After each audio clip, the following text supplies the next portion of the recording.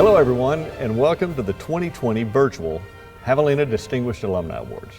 Texas A&M University-Kingsville is pleased to have the Javelina Alumni Association Board of Directors as our partner in reaching out to all of our Javelina alumni. My name is Brad Walker, and I'm proud to lead the university's Office of Alumni Services and Giving. We are honored to have you join us as we recognize and honor several of our most outstanding alumni. Things have been different this fall on our campus and around the globe because of COVID-19. Under different circumstances, we would be here together in the Memorial Student Union building celebrating this year's honorees and getting ready for some Javelina football. However, in order to protect our Javelinas, we needed to make some adjustments. There was no way we were going to pass up the opportunity to recognize our class of 2020 distinguished alumni. If there's one thing I know for certain, it's that Javelinas are resilient, not unlike the Javelinas we're honoring today, and the Javelinas who have been previously selected. And without further ado, this year's first honoree is our rising star, Roberto Montoya Jr., most commonly known as Texas country music artist, Robert Ray. Robert has recently risen to stardom on the Texas country music charts with 3 #1 singles. The Alice, Texas native continued his music aspirations while also earning a bachelor's degree in industrial management and technology with a minor in business administration in 2017. He is CEO of Big Rig Country, where he serves as singer and songwriter. He's been nominated for Music Video of the Year, as well as Male Vocalist of the Year in the Texas country music scene. Beyond his professional career, Robert is also involved with Toys for Tots, the Tejano Roots Hall of Fame, Hospice Awareness, and many other organizations where he uses music as a way to promote important causes. Most recently, he put on a virtual concert to help us celebrate our spring 2020 Javelina graduates. We cannot wait to see what the future holds for this rising star. Ray, I'm class of 2017, Texas A&M University-Kingsville. I have a Bachelor of Science in Industrial Management Technology and a minor in business. And but I am a country music artist. So growing up, especially being from South Texas and being from a Hispanic family, I grew up on a lot of Tejano and Spanish music. So pretty much, any dances we'd go to growing up, majority of the time, Spanish music was playing. I didn't really know what kind of music to listen to, so I listened to a lot of my dad's playlists, which was mostly Spanish and country. Whenever I got to high school, I started playing country music a lot more. I would literally put on like George Strait or some of my idols that I really liked, and I would just practice trying to sing like them. And that's how I would practice my singing, but I would never want to sing in front of anybody just because I was just too nervous, and like I said, I didn't like being center of attention. But whenever I got my senior year in high school, I had a guitar teacher, Mr. Tony Zamora, at John Paul II High School. And when he found out that me and my other classmate could play guitar and could kind of sing, he started getting me these little acoustic gigs, charity gigs. We'd go play for nursing homes, special needs retreats, Toys for Tots. And there I would go and play like maybe 30 minutes, and I would actually sing in front of folks. And it was something that I definitely knew I had a passion for. And throughout all those years going in Kingsville, I started my band. I had an actual band, and I got it going from there. I've been very fortunate to have a pretty strong radio fan base in Texas. I've had 4 #1s in the state of Texas, and one that peaked at #2. I had my first #1 in January 2018. I was pushing a song that I had written, which was called Drunk Enough. I released that in January 2018, and it hit #1 in June of that year. That was my first #1. And then since then, I've been releasing singles in Texas. And ever since I started releasing those, I've been getting a lot of great traction on radio. And I've had 3 more #1s. And like I said, another one that picked to #2. And now, So everything that I've been doing has been mostly Texas-based. Just this last month, I just released a song nationally to radio, and it's actually a Spanglish song, I should say, Spanish-English. It's called Think About You. We actually got to have Chris Perez from Selena, from Selena. He actually got to feature on this song, so I got to meet him, and it was just really great experience, especially during this whole pandemic. We just pushed this nationally about 2-3 weeks ago, and I'm excited just because these are kind of uncharted waters for me. Like I said, I've done everything mostly in Texas, but now this is kind of nationally. So I'm a little excited, a little nervous, but I can't wait to see where this goes. We suspect many of our rising stars will go on to distinguish themselves even further, just like our 6 Distinguished Alumni Award honorees. Before we recognize them, we'd like to go back a little in time. Not only are we the oldest university in South Texas, but we have a deeply rooted tradition of graduating highly successful people who are proud to represent what it means to be a Javelina. Innovators, entrepreneurs, leaders with grit, excellence, and persistence. No matter the time period, these are some of the core attributes that our Javelina Distinguished Alumni possess. Surprisingly, it wasn't until 1968 that we began to recognize and celebrate some of these alumni. It was that year that the Alumni Association first created the Distinguished Alumni Award. The award was created to bring honor to individuals who have distinguished themselves through professional and civic accomplishments, individuals who have brought significant distinction to our university. The first award was given to a native Texan from Corpus Christi by the name of Robert Mitchell, who had become vice chairman of the Celanese Corporation. Robert earned his Bachelor of Science in Chemical Engineering at Texas College of Arts and Industries before serving 3 years in the Navy and later earning a master's from MIT. He then joined the Celanese Corporation in 1947, focused on engineering evolutions in cellulose acetate, which was then used to produce motion picture films, clothing, and later plastics in many household items. In 1957, Robert transferred to New York, where he began serving the corporation as a standout leader. Then, in 1963, he was named International Vice President for the company. It was under his ear the company expanded operations to Germany and Japan. Their products evolved to utilization in cars, from tire cords to cushions.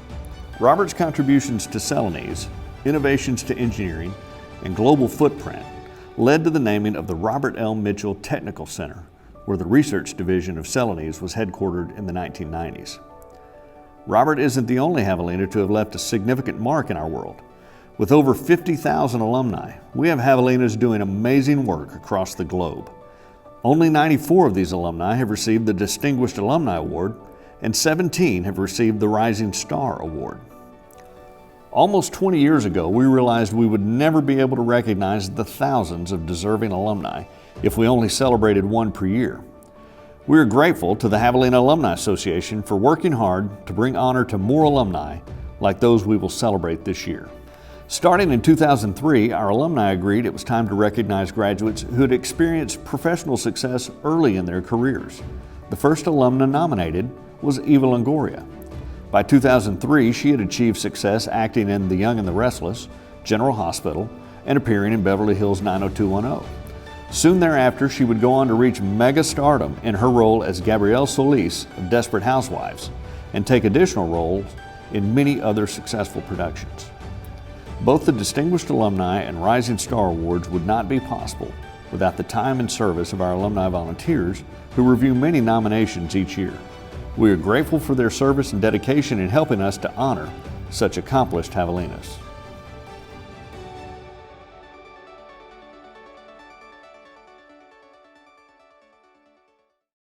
The first to receive this year's Distinguished Alumni Award is famed artist and illustrator Carmen Lomas Garza. Carmen is a 1972 graduate who is well known for her paintings, ofrendas, papel picado, and children's books. Lomas Garza's works are part of the permanent collections at the Smithsonian American Art Museum, the National Museum of Mexican Art, the San Jose Museum of Art, the Pennsylvania Academy of Fine Arts, and many others. Originally from Kingsville, her Mexican-American heritage and family influences led to her pursuit of art while attending Texas Arts and Industry University, where her interest in art education also flourished. It was during this time and through her own teaching experiences that led her desire to create works of art that would be understood by all ages. The impact of her children's bilingual books became so substantial that a school in East Los Angeles named their school the Carmen Lomas Garza Primary Center in her honor. Really honored to get this Alumni Award recognition. I was at Texas A&M University back then, still a Javelina, and I was so lucky to be living in Kingsville to be able to go to the university.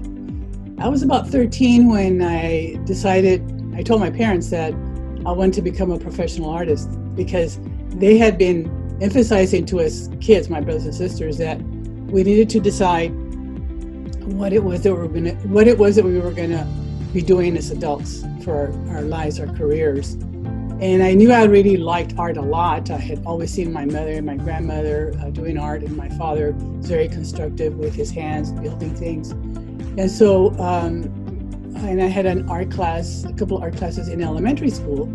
So by the time I was 13, starting in junior high, that's when I told them I wanted to become a professional artist. Most exciting thing for my whole family is the public school in East LA that has been named the Carmen Lomas Garza Primary Center. One day I get a letter in my post office box from the principal of the school asking me for permission to submit my name to the school board as the name for their school. My mother said, "Pues sí, mija, dices que sí, yes, tell them yes." So I immediately wrote back and then also called them and told them yes. We agreed that you should go ahead and propose for the name of the school. And the reason why was because they had been meeting and couldn't decide. Finally, one of the teachers came in with family pictures into the meeting. She was on the naming committee of this for the school. She brought in the book that she had it up high over her, and she said, "We should name this school for this artist." It was unanimous because all the teachers were familiar with my book. The parents were familiar with my book. Some of the business people were, but not all of them, and so they all agreed. I have tons of advice for the high school, junior high and high school, elementary school kids, especially high school, is to practice drawing every single day. Practice drawing your hands, your feet, other family members, the cat, the bed, the furniture, the kitchen, everything, the plants, everything that's around you. Practice drawing to try to make it as realistic as possible. Because what you are doing is you are building up a whole archive, a whole base of information about what things look like. Business alumnus David Allex, also known as Mr. Harlingen, served as president and CEO of the Harlingen Chamber of Commerce for 34 years after his service to our country in the United States Army. After the closing of the Harlingen Air Force Base, Allex was instrumental in helping to fill the void by bringing then upstart carrier Southwest Airlines to Harlingen. He was also greatly responsible for the establishment of Texas State Technical Institute, now known as Texas State Technical College, Harlingen, as part of the space that the Air Force Base occupied. Throughout his career, David was appointed by several governors to serve on various task forces and advisory committees that ranged from regional to statewide impact, including travel, commercial development, workforce quality, and international trade. Allex was the recipient of the Marvin Hurley Award, Road Handler Award, Outstanding Young Man Award, and Distinguished Service Award from Harlingen JCs, just to name a few. David is being inducted posthumously as a distinguished alumnus. We are saddened by our loss, but are grateful to his family and friends who have joined us in celebration of his accomplishments. I met David Allex in 1976 when I returned from my Army career. And he was one of the first people I met. A pretty dynamic fellow. He was the executive for our Chamber of Commerce in Harlingen, and he was the kind of guy that, being as dynamic as he was, he never ever sought the limelight. Well, he began at the Chamber in 1962. We'd been married a month, and he came to the Valley. He took the job as assistant manager of the Chamber of Commerce, and he stayed there with the Chamber for 35 plus years, and must have loved it a lot. And he did. He loved meeting people all the time. He loved just being around people. David always wanted a crowd. He wanted to, I guess, kind of to perform. We would go to South Padre Island a lot for vacation or hunting and fishing. So a lot of fond memories growing up at the deer lease or fishing or just combing for seashells on South Padre Island with them. He really, I think, instilled in us volunteerism. So both Mike and I, we've served on several different boards and committees in Harlingen. Most recently, Mike was the chairman of the board of the Harlingen Chamber of Commerce, and now I'm on the board of the Harlingen Chamber of Commerce as well. So it's it comes full circle. And I've served on the Economic Development Board. Mike is now on the Economic Development Board. So my dad always taught us to give back to the community, volunteer whenever you have a chance to serve the community, and we just we're very proud of his legacy and the fact that Texas A&M Kingsville wants to honor him. It was a lively family, a house full of kids, a house full of friends, and David liked it that way. He always wanted the kids to be comfortable at home. He wanted the kids to have all his friends around, and we did. I mean, he had an incredible work ethic. I mean, he was the first one up in the morning and the last one to go to bed. He was always entertaining, or he was up at breakfast with the guys having coffee. He was always working hard, and that's kind of hard to do all the time, but it was easy for him because he loved it so much. He would always say, find something you do that you love and do it. So that was a wonderful lesson there. He hated coats and ties. He said in South Texas, men should not have to wear that. So he always wore guayaberas. In fact, at the funeral, that's what we requested, that everybody honor him by wearing a guayabera. And he was buried in a guayabera, and I still have a closet full of guayaberas. He's certainly a person that I know will speak for Scott too. It's certainly a man that we all stood up and looked up to. He was someone we really admired. He was tough, a tough father, but at the same time, the most loving father you could ever have.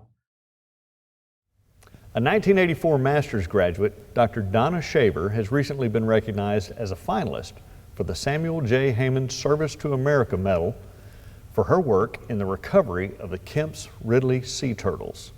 She currently leads the Division of Sea Turtle Science and Recovery for the National Park Service at Padre Island National Seashore. Donna's work as a biologist and wildlife conservationist has been recognized by the New York Times, Washington Post, Texas Reporter, Texas Monthly, and many others. She has received a number of awards, including the International Sea Turtle Society Lifetime Achievement Award, U.S. Fish and Wildlife Service's Endangered Species Recovery Champion Award, and the National Park Service Director's Award for Natural Resources Research for her prolific research in the conservation of sea turtles. Even after 30 years of research and achievement, Shaver's lifelong mission continues to be the preservation of sea turtles. For my career, I was a wildlife biology major at Cornell University. I wanted to do something with my career that wasn't just hunting and fishing related, which was the emphasis of the program back then. I wanted to do something with threatened and endangered species. I wanted to help conserve them and give a voice to the voiceless of those very much imperiled animals. And so this was back in the day when bulletin boards really were cork, and there was pieces of paper pinned on them on the wall at Furno Hall at Cornell about the Student Conservation Association. and it had opportunities all over the country. And one of those opportunities was working with the Kempsworthy Sea Turtle Restoration and Enhancement Program at Padre Island National Seashore on North Padre Island. So I applied to work with that, and I got the opportunity, and it literally changed my life and set my whole career on its course. I decided at 20 years old that I wanted to dedicate my career to trying to help save the Kempsworthy turtle. The same opportunity that summer between my junior and senior years of undergraduate school when I was down at Padre Island, I also met Dr. Cheney. He was a professor in the biology department at Texas A&M University, as it was named back then. And so I applied for graduate school after I graduated from Cornell, to be able to go to school there, and then that's close enough I could work at the park during the summers. And so that's what I did. And I started a master's degree program at Texas A&M, and it beautifully complemented my undergraduate degree, because at Cornell the classes were very large and rather impersonal, whereas at Texas A&M the classes were much smaller, and you got to know your professors, and you did a lot of field work. Between that master's degree education, my work with Tom Urban, and my work at the park, it really set me as wanting to continue this effort in South Texas. I became a South Texan. I wasn't born here, but I got here as soon as I could after graduation, and became part of the community of biologists that graduated under Dr. Cheney's leadership, or also Dr. Tunnell's leadership over at Texas A&M Corpus Christi. And many of the positions with Texas Parks and Wildlife, Texas General Land Office, National Park Service, U.S. Fish and Wildlife Service were former students of these two professors that just really did a lot to inspire students to give back in conservation of the flora and fauna of South Texas. After earning his bachelor's and master's degree from Texas College of Arts and Industries, Dr. Jose Luis Cortez spent his career, and still to this day, dedicated to physics. After later earning graduate degrees from University of Michigan, he worked as a theoretical physicist at Los Alamos, where they conducted nuclear underground testing. Dr. Cortez spent 18 years working for the U.S. Department of Energy and Nuclear Regulatory Commission, where he served as a technical advisor focused on alternative technologies, including solar cell development. After his service to the government, Dr. Cortez worked for the New Mexico Technology Institute as a director of Energetic Materials and Technology Center. Shortly thereafter, he returned to his home in the Rio Grande Valley to work for Pan American University in the Department of Physics and Geology. Today, even in his 80s, Dr. Cortez can still be found teaching physics to the next generation at South Texas College. Well, I didn't know Joe in high school, but my husband did. He had class with him. Joe was born in Mexico and came to the United States and went to the first grade, and the first grade teacher, he told the first grade teacher, he said, I really don't need to be in this class because I know everything in the first grade. I learned it from my older sisters.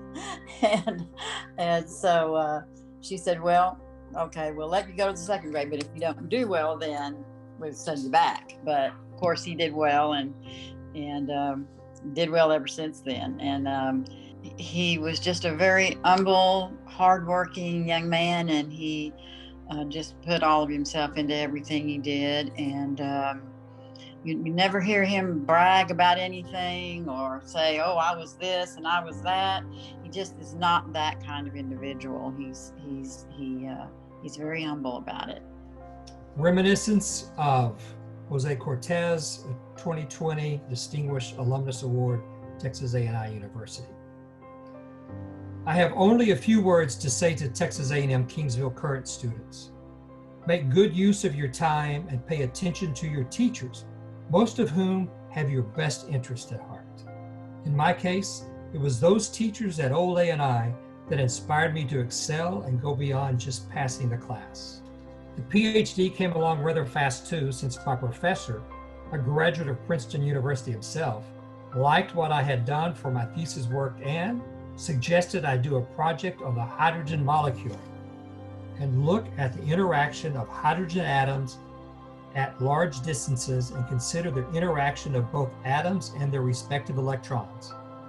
The title of my thesis described this problem: the long-range electromagnetic interaction between atoms, published as a NASA technical report, June 1971. Bottom line, Texas A&I, now Texas A&M Kingsville, prepared me to play in the Big Ten and was able to set a record there too, completing a master's and PhD degree in less than 5 years.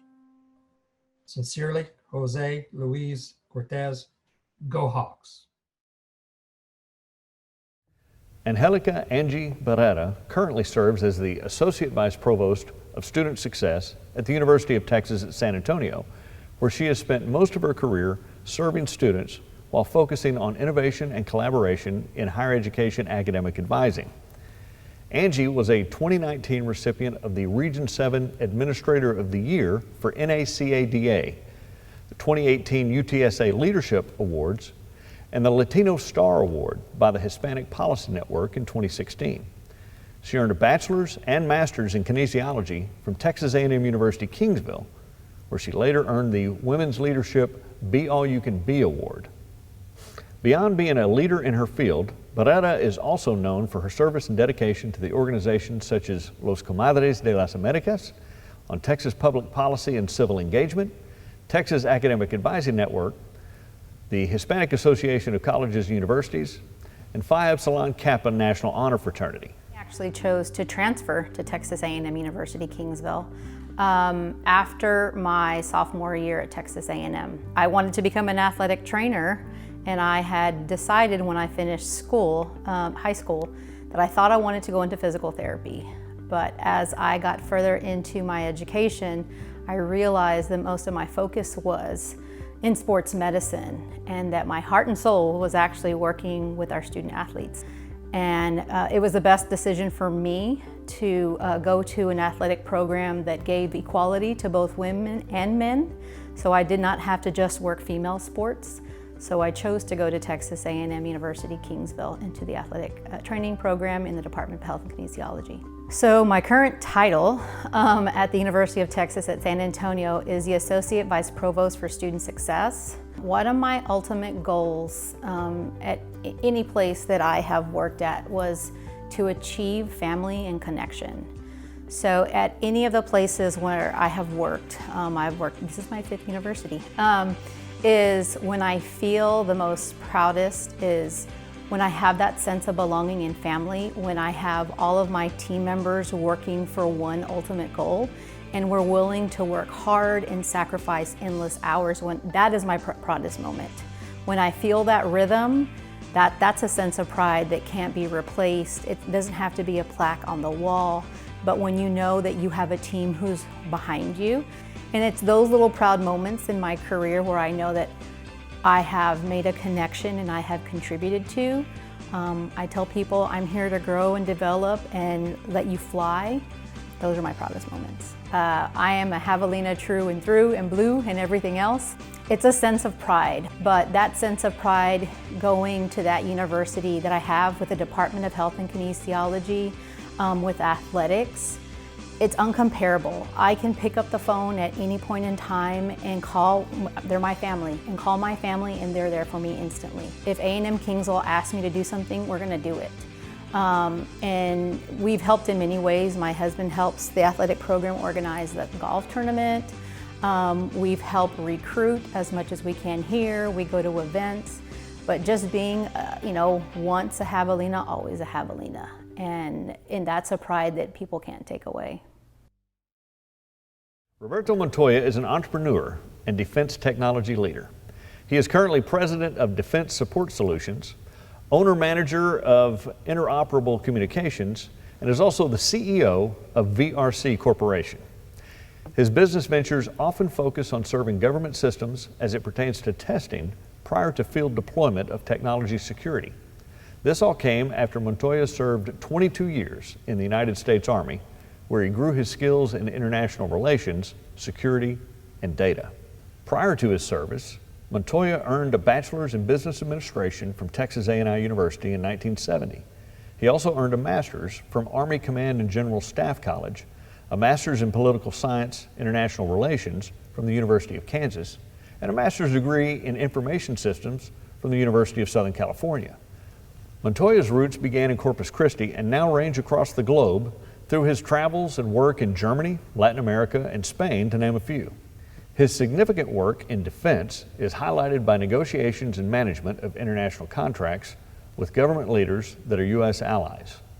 He also does significant work with the Department of Defense.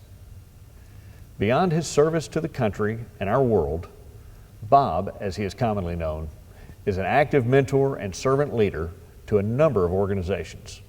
Most notably, he volunteers his time to the Texas A&M University-Kingsville Foundation as a trustee and continues to serve our students through his involvement with the College of Business Administration Advisory Board and the ROTC program. My father had businesses in Corpus Christi, Texas, so I worked at his auto parts stores. And I had a brother that also attended A&I. He convinced me that we would go into business and start auto parts stores from Houston all the way down to the valley to Brownsville and then across the valley to Laredo. You could see very quickly that trying to control something and that wide a span took a little bit more than just maybe finance, so management kind of became the thing to do. ROTC was a biggie, and I became a part of King's Rifles. King's Rifles was part of the Javelina battalion, becoming a guard detail, the honor guard for one person's funeral one time. And somehow, the word got out, and all of a sudden the assignments came down for more funerals and more funerals. So we ended up around the Kingsville area being the honor guard for that. And that became a highlight, to be able to give families some whatever could happen good out of that, to see that they were supported by the university at the time. I was an armor officer, and my first assignment was in Germany. It was a good assignment. First, being a tank platoon leader was fantastic. Because of that encounter with a division commander, I was pulled from that to join a new tank battalion that they were forming in Germany. The troops were brand new. I mean, they'd been in the Army weeks and didn't have all our NCOs and definitely not all our officers. So that became very challenging for me, and I kind of liked that. The S3 operations officer was reassigned, and I became that position as a first lieutenant, which I definitely didn't have the experience, but you read the books and you do what you need to do. And we fired Top Gun in Europe that year. I mean, that's pretty good when you're a brand new battalion. So that was definitely a highlight of my career then. And it was good to see that. And it was a very proud moment for me, because they're the individuals that actually gave me a saber. I mean, this is from the soldiers, so that's pretty darn good. So that made a highlight of that assignment. VRC Corporation started out in 1977 as a human factors ergonomics company. I got chosen to be the chief operations officer, and then did okay on that, obviously, I think, and became the president, and then became the CEO. You don't do this alone. And you hope to become a part of it so that others don't do it alone. And they also get that welcome, warm welcome. Please come, please be here, please study, please become something. Please go do something great and then come back and help those that need your assistance, because it's not easy. What a tremendous group of distinguished alumni. We are thankful to the Javelina Alumni Association Board of Directors for their time and service in assisting us to recognize these Javelinas. And before we go, we wanted to share with you a message from the President of the Alumni Association. It is an honor to serve as the president of the Javelina Alumni Association. The recognition given today is just one of the ways our Alumni Association demonstrates support for the university, our traditions, and everyone who represents Javelina Nation. The Javelina Alumni Association helps alumni and friends stay connected to the university. We encourage alumni to be involved, helping fellow Javelinas by volunteering your time and talent, and to show your support to the areas of our campus you are passionate about. No matter the name, by attending the university, you are automatically part of the association. If you want to see what resources we have to offer, update your information, or if you want to get involved, be sure to visit our website and send us an email. We want to hear from you. We are glad you could join us in celebrating this outstanding alumni. Until next time, stay safe and go Javelina! Thank you for tuning in to the 2020 Virtual Distinguished Alumni Awards, brought to you by the Javelina Alumni Association. Our Alumni Association works hand in hand with the university to engage alumni in the life of Javelina Nation. The purpose of the Alumni Association is to engage alumni in the life of the university, to foster a sense of community for all Javelina alumni, and to provide for the exchange of information, ideas, and opinions between the alumni and the university community. Whether you attended or graduated from this university, you are automatically a member of the Javelina Alumni Association. Together, we are Javelinas, always.